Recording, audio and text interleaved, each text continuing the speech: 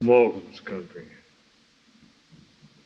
This is Morgan's country, now steady built, stunted and grey, hunted and murderous.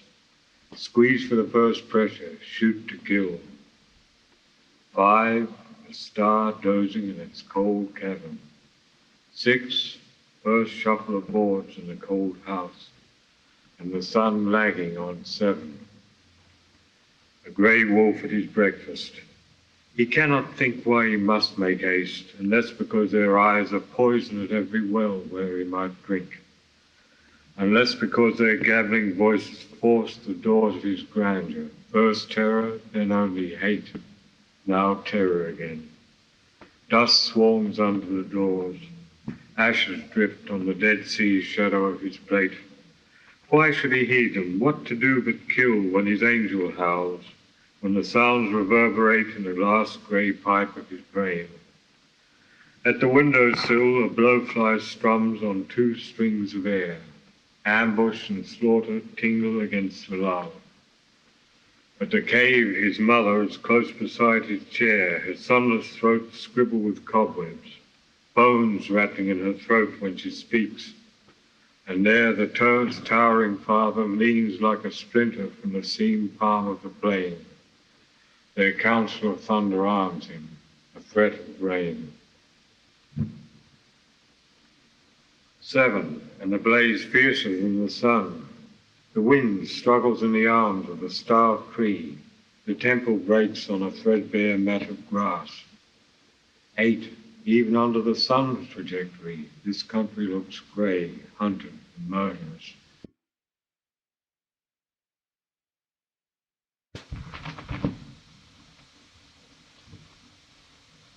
Hopkins and Foster's Dam. Not a breeze trawls the leaf beds. Not a net slides from the taffrail of the grounded bluegum. Not a bird is up in the night. Foster's is guarded by rocks. Foster's is hard asleep. Look up at the skies. The stars have fallen asleep, waiting the order from below, order of tides, order of the lines of yours, but yours also is the face of waiting. Foster's is built of a waterfall, falling waters is the face of waiting. The sleep, from the sleep a shining, difficult thought, the creek building Barara and the wide reaches. Falling water is the face of waiting, yours also is the face of waiting.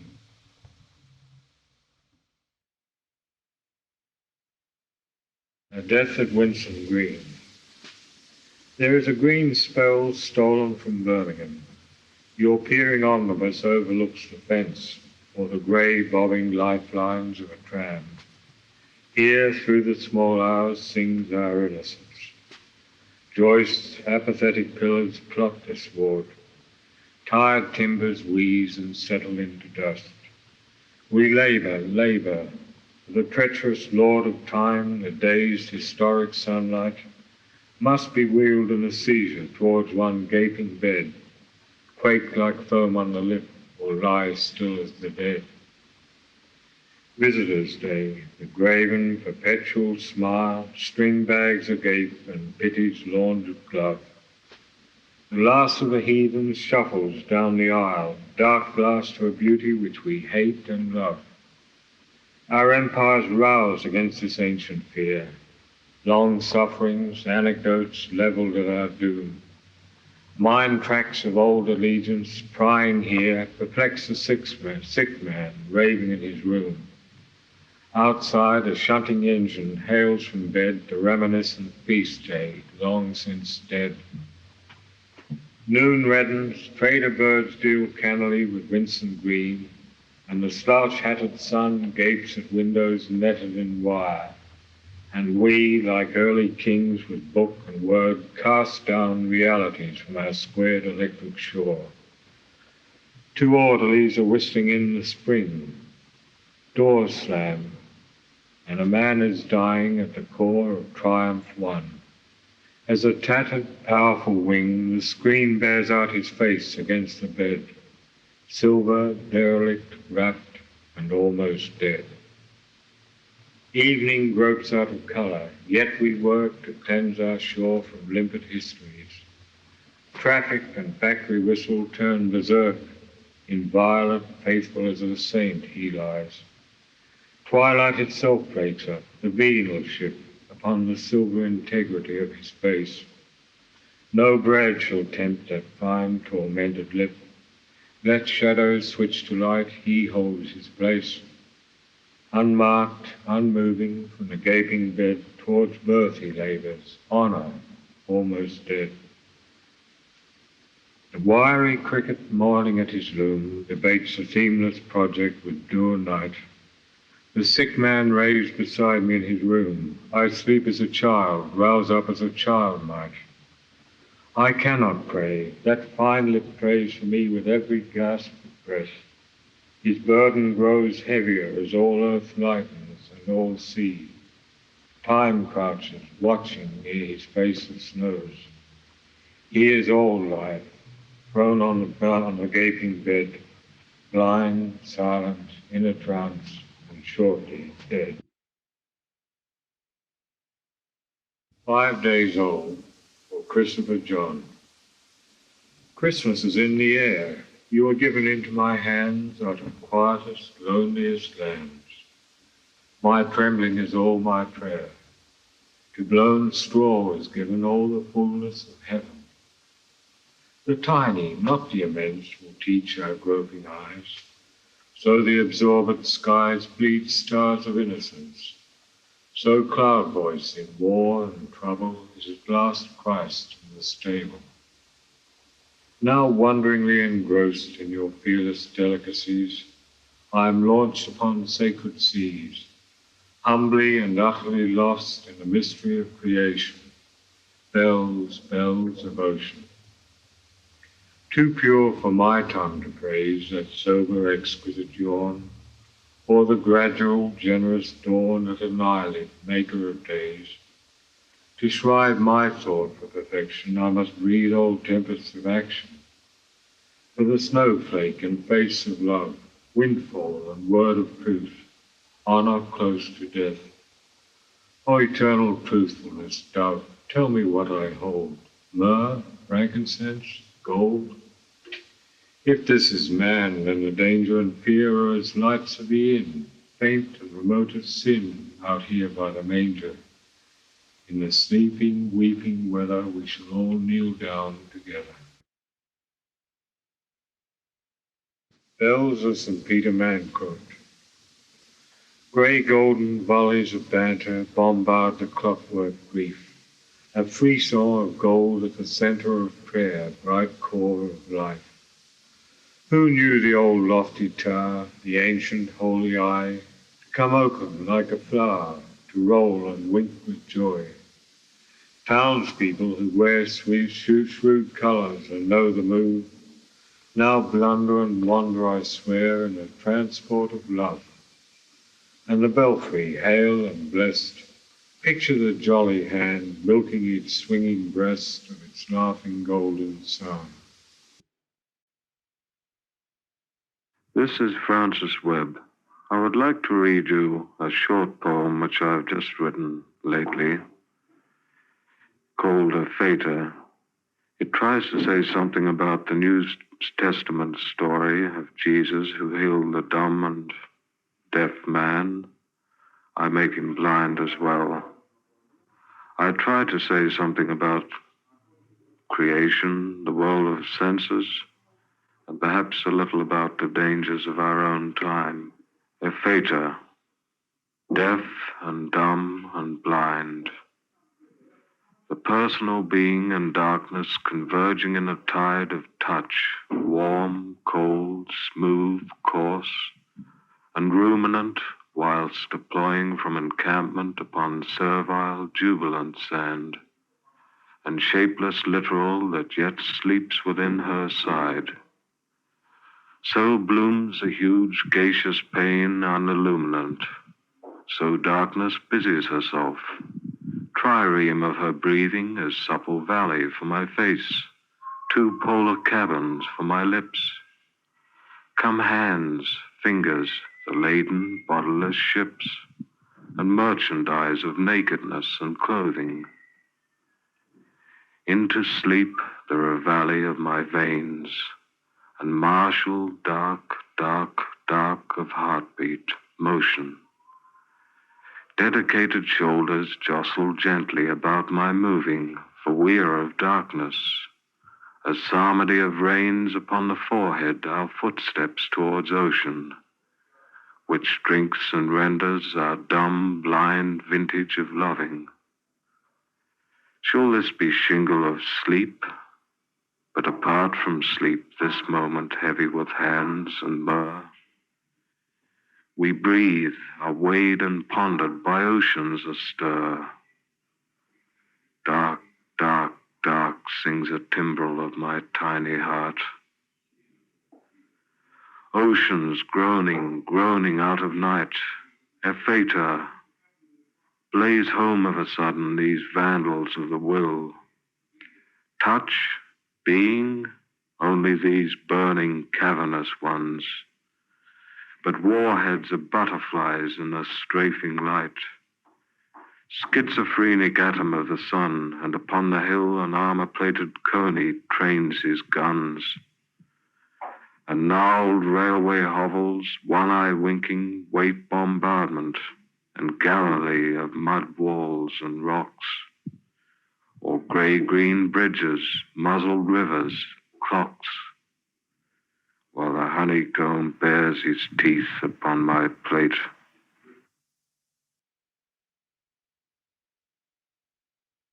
Our Lady's birthday.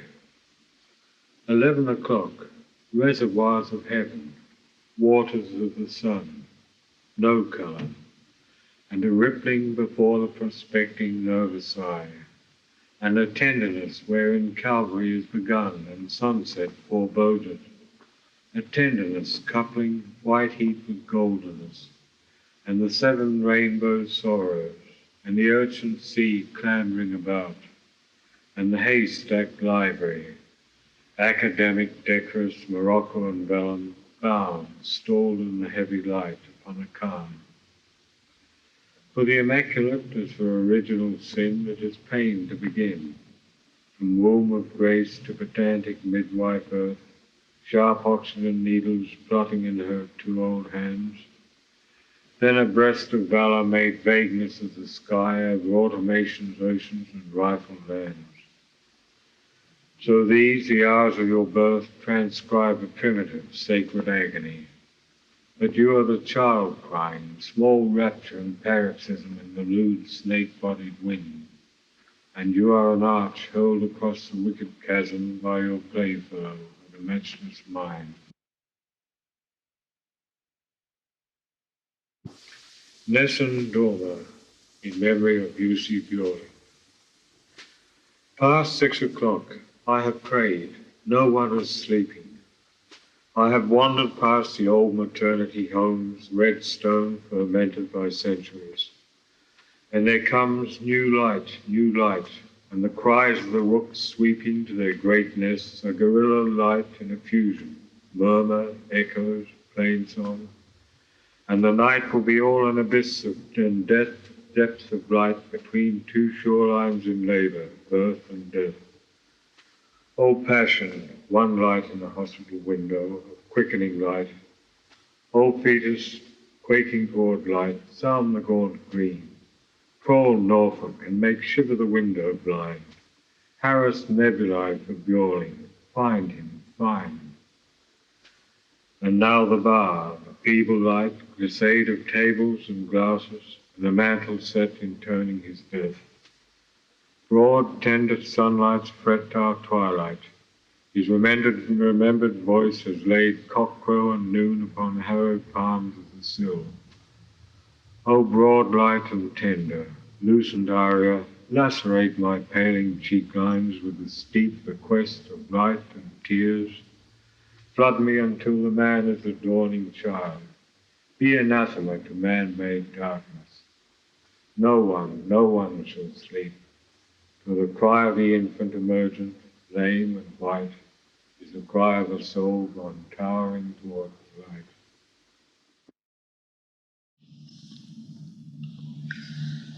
Song of Hunger.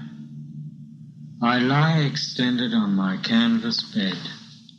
Blau's sun squats on his hunkers overhead to lick the mealy bowl of heaven dry. Soon in the town's back streets I must be dead, but not while one cloud is loafing in my brain as that fragrant unleavened bread which may not die. Carbohydrate, sugar, fat, protein are finite but as crucial as tropic rain. So the sacked larder of manhood has its mice of memory, infant voices, fetal grain puts on a blossom's child cajoleries, and the grey skinflint plain is lost in rice. Mistake not, lives are in me, mysteries of throbbing corn and spectral orchard trees. To empty bowels and airy compunctions give daylight, 1,000,000 calories. I loom at nightfall, surfeited with grace. Fall on your knees, for man I live. So carouse with charity, hasten to this place, my splayed eternity for your embrace. Hold up Diana's fiery host and call. See life's spotless calligraphies crease my face, while rickety skeletal shanks work up above canvas space platitude race to his tiny store. Oh my love, oh my love.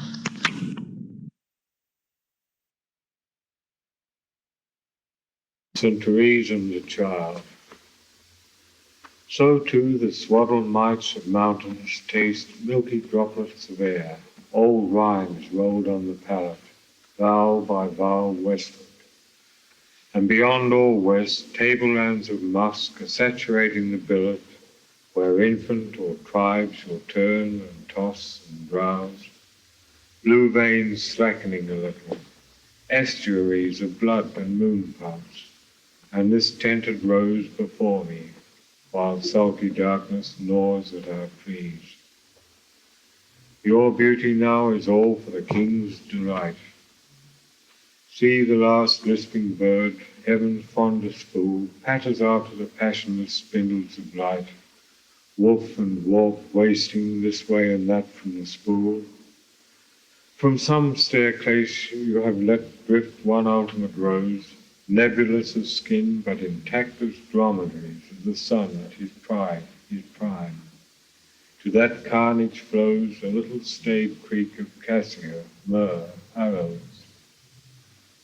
Median and Aoife, orange and leisure. You are disengaged from the one and feel your way down to set up amid malnourished arteries of blue this infant, mother insane, father unknown. Small passions twitching at his face. Holy Therese, the child of 2 months sleep here. Your sanctuaries, as if weatherboard breathes, open and close about this so delicate, so inviolate rose.